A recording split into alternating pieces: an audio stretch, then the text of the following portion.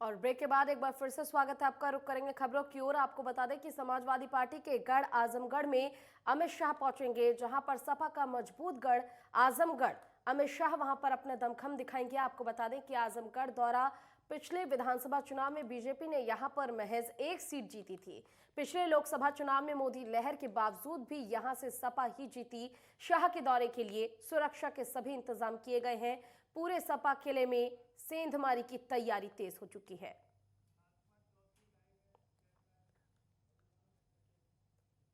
और इसी पर ज्यादा जानकारी के लिए हमारे साथ हमारे संवाददाता राजकुमार चौधरी लाइव जुड़ चुके हैं। राजकुमार जी, जिस तरह से अब हम देख रहे हैं कि 2022 विधानसभा चुनाव नजदीक है और इसी बीच हर पार्टी की ओर से अपना दमखम दिखाया जा रहा है। आजमगढ़ को बीजेपी ने चुना है और वहां पर गृह मंत्री अमित शाह आज पहुंचेंगे। ऐसे में सबसे बड़ा सवाल आपसे यही करना चाहूंगी कि आखिर आजमगढ़ को ही क्यों चुना गया? बिल्कुल, निश्चित तौर पर पूजा बहुत महत्वपूर्ण सवाल है। जी। यदि आजमगढ़ को समझना है तो हमें थोड़ा सा पीछे चलना होगा। मोस्ट वांटेड दाऊद इब्राहिम की बात करें, वो भी आजमगढ़ से। अमर सिंह की बात करें, वो भी आजमगढ़ से। लेकिन 1952 के बाद जो लोकसभा के चुनाव हुए, अभी तक 19 चुनाव जो हुए हैं, उनमें तकरीबन कभी कांग्रेस का बहुत मजबूत गढ़ माना जाता था। आज तक के चुनावों में संसदीय जो सीट है वो 7 बार कांग्रेस के पाले में रही। और अकबर अहमद डंपी, मोहसिना किदवई जैसे नेता यहाँ से मेंबर ऑफ पार्लियामेंट रहे। बहुजन समाज पार्टी की बात करें तो 5 बार बहुजन समाज पार्टी का वर्चस्व यहाँ पे स्थापित रहा।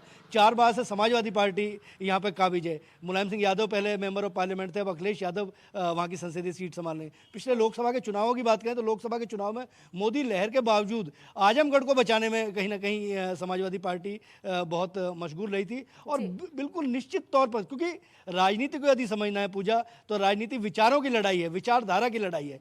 और इसको बखूबी जानते हैं कि अपने विरोधी पर किस तरीके से वार करना चाहिए। और अमित शाह ने बिल्कुल स्पष्ट तरीके से आजमगढ़ के गढ़ में सेंध लगाकर, क्योंकि एक विधायक जीत लेना बहुत बड़ी बात होती है और कहीं ना कहीं सेंध लग चुकी है। हालांकि देखना बड़ा दिलचस्प होगा। अगर चुनाव की बात करें तो पिछले लोकसभा के चुनाव में 10 लाख मतदाताओं ने यहाँ पे अपने वोट का इस्तेमाल किया और 7,500 वोट ऐसे थे जो नोटा में लोगों ने डाले। जबकि 2 लाख वोटों से ज़्यादा से मार्जिन से समाजवादी पार्टी के मुखिया अखिलेश यादव यहाँ से मेंबर ऑफ पार्लियामेंट पहुंचे। तो एक कहीं ना कहीं एक मैसेज देने का प्रयास है। और अगर अमित शाह की बात करें, जो आपका मूल सवाल है, वो बिल्कुल राजनीति के एक मजे हुए खिलाड़ी हैं और उन्होंने बिल्कुल स्पष्ट तौर पर समाजवादी पार्टी को संदेश देने का ये महज प्रयास करना चाहूंगी। जहां एक तरफ आपने बताया कि पिछली बार भी जब चुनाव हुए थे तो मोदी लहर थी, बावजूद इसके आजमगढ़ को पाने में कहीं ना कहीं बीजेपी पीछे रह गई। और ऐसे में एक बार फिर से इस साल भी अपनी तरफ से दमखम दिखाया जा रहा है। इस बार भी चुनाव में पूरी ताकत झोंकी जा रही है बीजेपी की ओर से।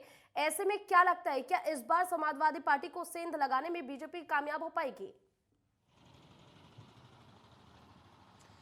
बिल्कुल, 4.5 साल का जो कार्यकाल योगी आदित्यनाथ का गया है, उसमें एक बिल्कुल स्पष्ट तौर पे अपराधियों पर जिस तरीके से अंकुश सरकार ने लगाया, और सरकार उसको अब भुनाना चाहती है, क्योंकि चुनाव का दौर है। चुनाव के दौर में हमें अपने कामों को लेकर, सरकार भी अपने कामों को लेकर आगे जाना चाहती है। और जहाँ तक ये सेंध है, सेंध की बात करें पूजा, तो निश्चित तौर पर, क्योंकि राजनीति एक, देखिए, जनता जनार्दन है। जनता का ऊँट किस करवट बैठेगा वो तो आने वाला समय बताएगा। लेकिन एक बात तय हो चुकी है कि अब कहीं ना कहीं भारतीय जनता पार्टी भी ये मान चुकी है कि उसका सीधा मुकाबला समाजवादी पार्टी से है। और समाजवादी पार्टी का भी अलायंस नहीं हुआ है, गठबंधन होगा। गठबंधन में सीटें कहाँ जाएंगी यह देखना बड़ा दिलचस्प होगा। लेकिन एक बात बिल्कुल स्पष्ट तौर पे है कि समाजवादी पार्टी आता जाएगा वैसे वैसे अभी तो पार्टियों को करवट लेना काफी ज्यादा बचा हुआ है। ऐसे में अब देखने वाली बात यह होगी कि आखिर समाजवादी पार्टी का अगला कदम क्या होगा और आखिर बीजेपी कितनी मजबूती के साथ आगे बढ़ेगी। आपका बहुत बहुत शुक्रिया तमाम जानकारी के लिए।